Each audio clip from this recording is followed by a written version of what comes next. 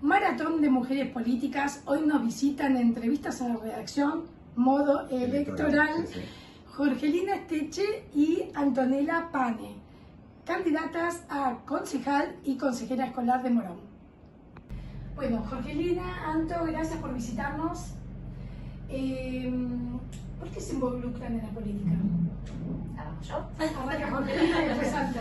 Bueno, primero yo soy egresada del año 99 en escuela secundaria y ahí empezó a vivir toda la situación crítica del país, la crisis económica, después vino el 2001 y yo me empecé a involucrar primero en las movilizaciones por el juicio y castigo de los genocidas. En el 2001 me empiezo a involucrar en las asambleas barriales, fui parte de la asamblea barrial de Villa Sarmiento en ese momento y bueno, a partir del 2003, al calor de toda esta experiencia, yo digo, bueno, quiero militar en una organización política y ahí empiezo a militar en el Partido de Trabajadores Socialistas, que es parte del Frente de Izquierda Unidad, y sobre todo porque estaba como referenciado en las fábricas recuperadas bajo control de sus trabajadores, porque existía Pan y Rosas, que es una organización de feministas socialistas, y bueno, eso es lo que me llevó a querer involucrarme ya conscientemente en una organización, ¿no? Hace muchísimos años.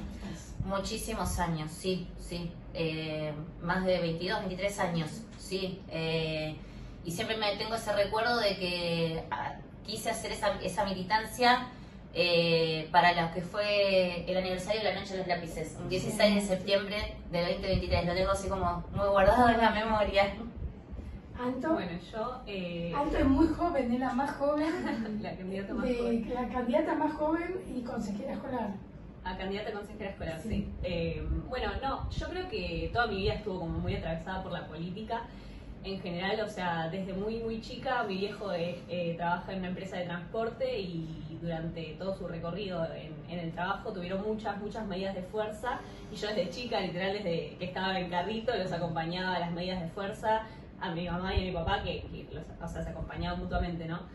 Y en general creo que toda mi vida fue como muy política, incluso soy parte de la generación que fue parte de la Marea Verde, entonces eso para mí políticamente significó muchísimo, o sea, ahí empecé como a formar primero mi conciencia sobre el feminismo y después cuando fui más grande, a los 16 empecé a activar con el Frente de Izquierda en el PTS con Jorgelina, una vez que vinieron Miriam Bregman y Nico del Caño a la Plaza de Morón, me apareció en redes y con mi papá fuimos, los conocimos y ahí conocí a Jor, eso con 16 años y ahí empecé a activar con la izquierda, ¿no? Porque siempre me sentí como muy atraída, ¿por qué? Porque soy parte de esta juventud que vio siempre a los partidos tradicionales que fracasaban, que tenían gestiones horribles, que no nos ofrecían nada para nuestro futuro. Entonces, en ese sentido, yo empecé a buscar otras alternativas y vi que el Frente de Izquierda del PTS nos proponía otra salida totalmente distinta, ¿no?, a lo que nos proponen los partidos políticos tradicionales. Muy bien. ¿Qué les apasiona en la política? ¿Cuál es el propósito más importante que quieren a través de la gestión? Si llega cada una, vos como concejal y como consejera escolar. Y yo creo que más allá de la gestión, la política y la militancia que llevamos adelante con las compañeras, o sea, más allá de que es desde abajo y que la construimos entre todos y que es algo muy a pulmón, ¿no?, como decimos siempre, o sea, nuestra perspectiva es cambiar todo de raíz, ¿no?, buscar un futuro mejor. ¿Por qué? Porque nosotros nos ofrecen todo el tiempo precarización, nos ofrecen laburos con salarios de miseria, que las escuelas están hechas pedazos. Entonces, en ese sentido, nosotras ponemos todos los días nuestras fuerzas en función de la militancia que llevamos adelante. Más allá de la gestión o no, nosotros vamos a militar toda la vida por cambiar las cosas de raíz. Sí, siempre decimos que las bancas son la voz de los que no tienen voz. Muchas veces en esos espacios se expresó para mí en la Cámara de Diputados que incluso hasta la propia derecha tuvo que reconocer que somos 5 diputados y que parecemos 100 por la pelea que damos en el recinto. Creo que eso mismo es lo que queremos nosotros pelear acá con una banca en el distrito de Morón, y cada proyecto, cada cosa que organizamos la hacemos en común con ese sector que está presentando esa demanda. Puede ser jubilados, trabajadores, desde una escuela, desde trabajadores del hospital. Nosotros tuvimos bancas distritales en el 2021, en Matanza, en Moreno, José C. Paz, Merlo, y se demostró que teníamos la misma práctica. Bueno, nosotros acá en el 2021 estuvimos solo a 100 votitos de entrar, y obviamente ahora tenemos esta pelea, pero... Te iba a decir, nunca estuvieron en Morón. No, todavía no pudimos ingresar, pero nos parece eso, ¿no? Bancas al servicio de los trabajadores, los sectores que, primero que somos nosotros, porque nuestra lista Si ven nuestra lista, somos docentes, ferroviarios, estudiantes, trabajadoras del Hospital Posadas. Bueno, y estas bancas que estén al servicio, obviamente, de la lucha, y desde ya siempre llamamos desde las bancas a fortalecer la organización y la lucha en las calles, porque sabemos que no hay forma de pelear por ninguna demanda si eso no se acompaña, obviamente, con la organización desde abajo. O sea que, bueno, eso es parte de un objetivo, ¿no? ¿Cuáles son los problemas más importantes y relevantes que ven que está pasando en Morón? De todo lo que ven ustedes. Infraestructura. Bueno, arranco yo. Gestión, no, lo primero que veo muy crítico es la situación de los propios trabajadores municipales. Trabajadoras auxiliares de escuela que están ganando 270.000 pesos, después trabajadores con 400.000, 500.000 pesos. Si en general cualquiera de nosotros tiene que tener 2 o 3 trabajos para llegar a fin de mes, la situación de los municipales es brutal. No solo eso, sino el problema de la precarización del trabajo, porque si vos tenés un contrato, como se ha demostrado, pendés de un hilo, te cambia el gobierno, te despiden, no tenés esa estabilidad laboral que se necesita, que es obviamente para mí uno de los temas más sentidos, porque sí. Municipal es todo, es zoonosis, es salud, es auxiliares de escuelas, ¿no? Eso me parece como principal. Y después, bueno, la situación de la obra pública, o sea, acá caen 2 gotas, Morón, Castelar, bueno, a donde vas, se inunda todo, porque también se permitió un gran negocio inmobiliario irracional, donde no fue eso acompañado de la verdadera inversión en obras, sí. Por ejemplo, para que no existan las inundaciones, y menos, y esto me parece importante, e irracional, porque tampoco la planificación contempla, por ejemplo, la cuestión ambiental, el cuidado ambiental, ¿no? Que todo eso tendría que ir medianamente equilibrado. Somos conscientes que hay un gran ajuste nacional, porque ¿no? el famoso gobierno aracoimero ajustó a más no poder.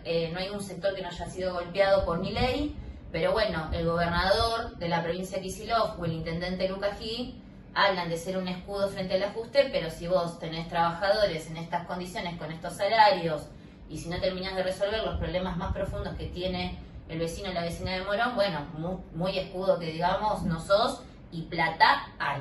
Plata hay, la provincia de Buenos Aires es una de las provincias más ricas del país, tenés los grandes productores del campo, los grandes empresarios que nunca nadie los quiere tocar, nadie quiere cobrar impuestos a las grandes fortunas, entonces bueno, ahí también hay que apuntar. Perdón, sumo algo a lo que decía Jorge, sobre cómo el gobierno de provincia y el municipio tienen como este discurso de actuar como escudo, pero al final pasan todo el ajuste, ¿no? Del gobierno y del Fondo Monetario, en el sentido de que, o sea, yo por ejemplo estudié toda mi vida en Morón, estudié en el Dorrego en la secundaria, y yo veía las condiciones, incluso con mis amigos del barrio o de Morón, de la municipalidad, las problemáticas que hay en las escuelas, ¿no? O sea, para mí eso es totalmente brutal, de la gestión y de todas las gestiones que vienen habiendo en Morón, de las condiciones precarias que hay en las escuelas. O sea, en el Dorrego, que es uno de los colegios más importantes de Morón, tenemos los techos que se caen a pedazos, las paredes que están rotas. O sea, llueven 2 gotas, eso, te quedas sin veredas en Morón. Los colegios llueve adentro, o sea, es como terrible. Incluso eso, sumándole, ¿no?, las viandas que llegan a los colegios. O sea, en una situación donde hay un ajuste brutal por parte del gobierno nacional y en provincia, incluso, bueno, en Matanza también, ¿no? Pero la situación es cada vez más precaria. No puedes tener pibes que no puedan comer y que las viandas lleguen vencidas. ¿En qué consisten las viandas? ¿Cómo viene la vianda? ¿Cómo sería? Las viandas son el alimento que le dan a los pibes, pero son muchas veces o un pan con queso o yogur que incluso a veces llega cortado. O sea, hay muchas cosas que son terribles. Y esa en realidad la vimos nosotros porque somos parte de eso, de los estudiantes, qué sé yo. O sea, no... Sí. Nadie habla de las condiciones en las que tenemos que ir a estudiar. Incluso, eso pasa actualmente. Sí. Una naranja, yo soy docente, una naranja, una manzana, galletitas. Un jugo con un alfajor y algo más. No, para nada. Y como dice Anto, o sea, en situaciones donde más se necesita, incluso está la caja de provincia de Buenos Aires que empezó con pandemia. Hoy la cajita es así y cada vez más chica. Sí, totalmente. Y tendría que ser al revés, claro. Porque aparte adolescencias y niñeces son los índices más altos dentro de la pobreza en Argentina.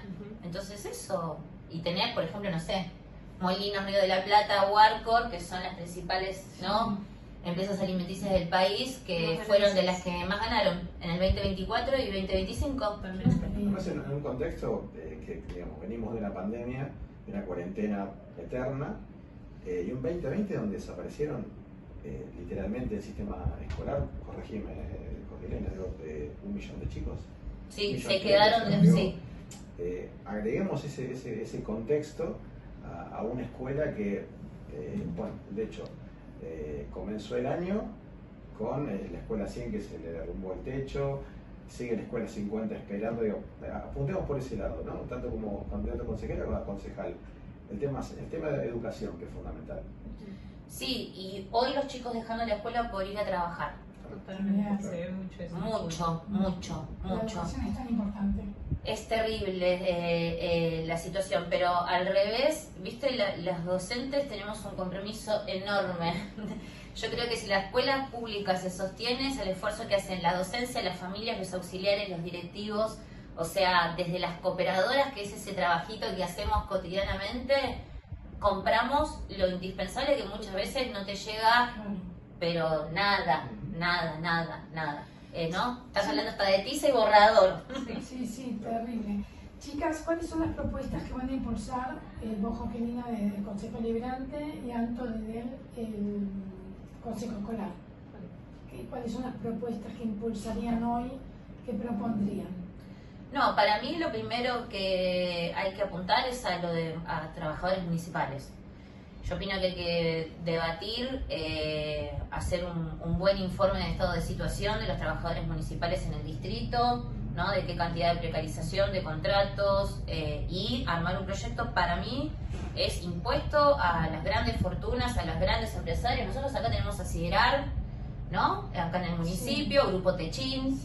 Tenemos Empresa del Oeste, del transporte, ¿no? Que además de que a nosotros nos aumentan y nos aplican tarifazos, Edo, que es la famosa conocida como Papagayo, además de ser un conglomerado de 20 empresas de transporte que no invierte un peso, recibe plata del Estado. ¿Cómo puede ser que esos mega empresarios reciban plata del Estado cuando esos recursos tendrían que ir a nuestras verdaderas necesidades? Entonces, bueno, ahí me parece que uno de los principales proyectos es rever toda la situación del salario y las condiciones laborales de los municipales. Bien, yo por el Consejo Escolar, o sea, lo que me interesa a mí no es hablar del presupuesto educativo, como venimos hablando antes, las condiciones de las escuelas son muy terribles, y nosotros somos conscientes de que no podemos tener más presupuesto educativo si no rompemos con el Fondo Monetario, porque es uno de los mayores ajustes que se lleva adelante, tanto en salud como en educación, ¿no? Entonces, en ese sentido, yo creo que una de las propuestas que llevamos adelante es presupuesto, que eso conlleva una mejora de las escuelas y de los salarios de los docentes y no docentes, que muchas veces son quienes se encargan del bienestar incluso de los chicos, ¿no? O sea, hablábamos la otra vez con las compañeras de los docentes que llevan incluso zapatillas a los pibes, comida. Entonces, para nosotros es muy importante y es primordial poder llevar adelante esta denuncia y poder llevar adelante incluso esta propuesta si llevamos al Consejo, ¿no? Nada, eso. Una cortita para las dos. Hablando del tema de representación, de la crisis de representación.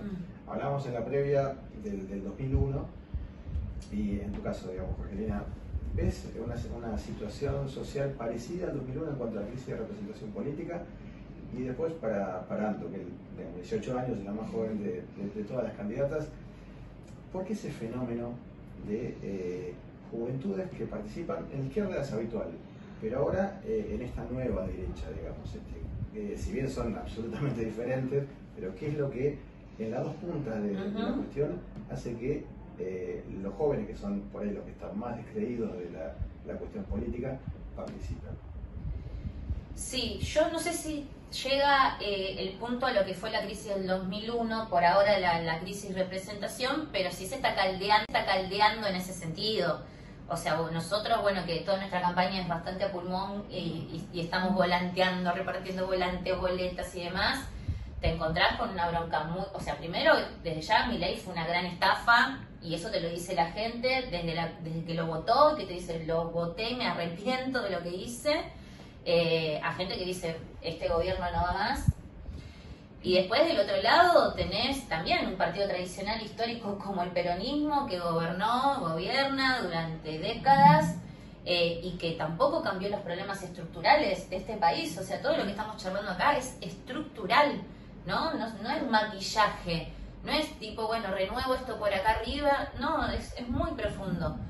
Por algo, en su momento también perdió las elecciones con alguien que se quiso, ¿no?, mostrar como algo nuevo, anticasta, que en realidad fue absolutamente todo lo contrario. Sabíamos, pero bueno, ahora salta a la luz, ¿no?, la verdadera situación. Y a eso, si le sumás todas las internas de los partidos, porque entre la Libertad Avanza que se están matando, entre el peronismo que se están matando y demás, y la gente dice, che, yo estoy tratando de hacer las cuentas para llegar a fin de mes, tengo que tarjetear para poder comer, y los ves cada vez más alejados de tu realidad. Entonces, eso es una crisis de representación. Cuando ya los de arriba no te terminan de representar, bueno, es profundo.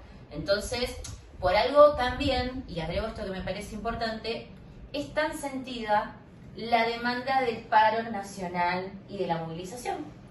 Porque si la gente hoy no está luchando en las calles, nosotros hace 2 años estamos luchando, por suerte, ahí surgió una resistencia este ajuste, fue discapacidad, jubilado, que se transformó en la referencia de los miércoles, Garrahan, Hospital Posada, Cinta, Inti, bueno, la verdad fueron 2 años de resistencia en las calles muy importante.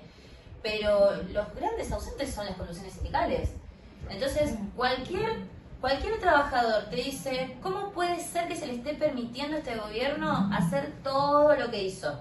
Primero tuviste los que se pusieron la peluca y le votaron todo, ¿no? Porque ahora también veo partidos que se presentan como supuestamente algo nuevo, y son los lilitos, los radicales, todos que en el Congreso no les tembló la mano, por ejemplo, para votarle la ley bases al gobierno.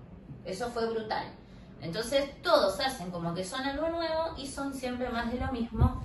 Y a su vez hay también entre las dirigencias sindicales que están atornillados hace 30 años en sus sillones y no llaman a las medidas de fuerza que hoy siguen latentes, porque no puede ser que mientras Milei y Karina y Menem metían la mano en la lata, en el 2024 estaban despidiendo acá a las trabajadoras del Hospital Posadas, o estaban haciendo campañas contra el colectivo de discapacidad, ¿no? Campañas brutales, ¿no?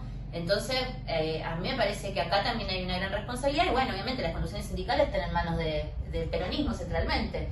Entonces, de qué por todos lados, ¿no? En el Congreso, en las calles. Entonces, bueno, veremos cómo sigue. Lo que sí me parece importante es demostrarle a la gente que es entendible que tenga bronca, que esté desilusionada, ¿no?, que esté acumulando, pero por un lado esto, cómo seguir uniendo la fuerza en las calles para arrancar las medidas de fuerza que necesitamos, que es muy importante. Y ahora, a pocos días de las elecciones, nosotros siempre decimos, bueno, votar a la izquierda, que esa bronca vaya a la izquierda, ¿no? Demostremos que justamente si querés pelear por fortalecer las peleas que venimos dando este tiempo, tanto en el Congreso o la posibilidad de entrar acá al Consejo Deliberante como en las calles, bueno, que una lista 100% libre de panqueques y de estafas, de estafadores, ¿no? Pero bueno, eso. Bien. Justamente eso íbamos. La última pregunta es, ¿qué mensaje le das al vecino, le dan al vecino y a la vecina para que los voten en estas elecciones? Bueno, sí, yo creo que es un poco lo que decía Jorge al final, ¿no?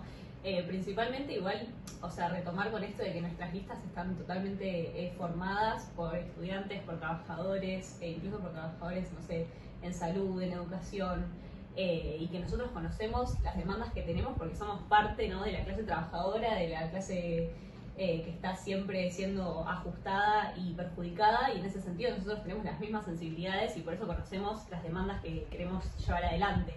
Y bueno, eso se refleja, ¿no?, como decía Jorge, incluso en nuestras bancas en el Congreso. O sea, para mí hay que votar a la izquierda porque somos la única oposición que no va a transar, somos la única oposición que no va a recibir una coima y se va a dar vuelta. Entonces, en ese sentido, para mí, nosotros lo demostramos con todos, con este gobierno y con el gobierno anterior, que somos la resistencia al ajuste y que no vamos a dejar pasar ningún ataque. Lo vamos a defender tanto en nuestras bancas como en la calle. O sea, esto que va de la mano, ¿no?, la organización con los puestos en el Congreso o en los consejos. Entonces, para mí, por eso es importante votar a la izquierda, primero porque conocemos las demandas, porque somos parte y tenemos las mismas demandas, y segundo por eso, porque no vamos a darnos vuelta y porque vamos a estar siempre con los trabajadores, con los estudiantes, con la salud, con los jubilados, como lo demostramos estos 2 años. Bueno, gracias chicas por la visita. No, Y buenas elecciones. gracias totales, gracias por el espacio.